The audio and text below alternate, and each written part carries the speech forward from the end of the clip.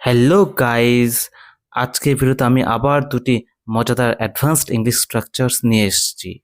তো আজকের ভিডিও যে প্রথম স্ট্রাকচারটি নিয়ে আলোচনা করব, সেই স্ট্রাকচার দিয়ে আমরা অতীতের যে অভ্যাসগত ঘটনা বা কাজ সেগুলোকে আমরা লিখতে পারবো।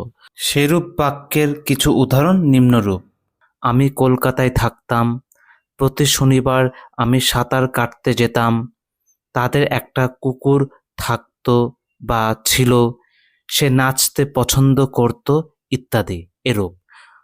তো সেই স্ট্রাকচারটি কি হবে? সেই স্ট্রাকচারটি হলো subject plus used to plus V1 অর্থাৎ ভার্বের প্রেজেন্ট ফর্ম প্লাস অবজেক্ট।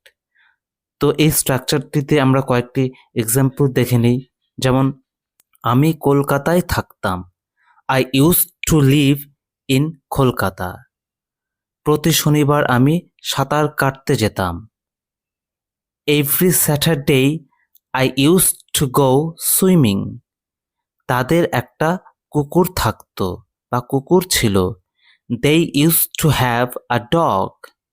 সে নাচতে পছন্দ করত, she use to like dancing. ছোটবেলায় সে ফুটবল খেলতো, when he was younger he use to play football.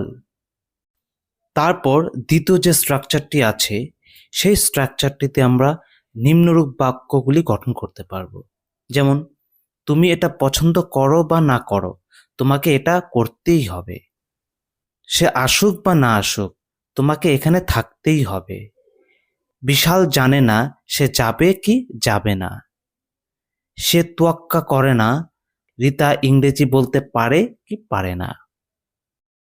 তো এই দ্বিতীয় স্ট্রাকচারটি হলো weather dot dot dot or not.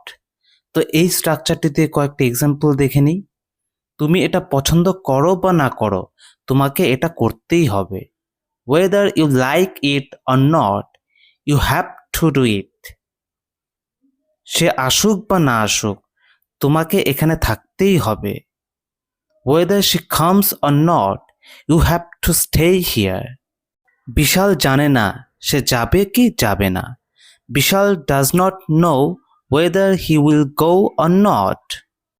সে তোয়াক্কা করে না, রিতা ইংরেজি বলতে পারে কি পারে না। He does not care weather Rita can speak English or not. তো তোমরা বুঝতেই পারছো যে এই দুটি স্ট্রাকচারটিতে তোমরা অসংখ্য প্রয়োজনীয় বাক্য গঠন করতে পারবে। তো এরকম আরও ভালো ভালো ভিডিও পেতে চ্যানেলটি সাবস্ক্রাইব করে সঙ্গে থাকো এবং বেল আইকনটি ক্লিক করতে ভুলবে না পরবর্তী ইম্পর্টেন্ট ভিডিওর নোটিফিকেশনের আপডেট পেতে।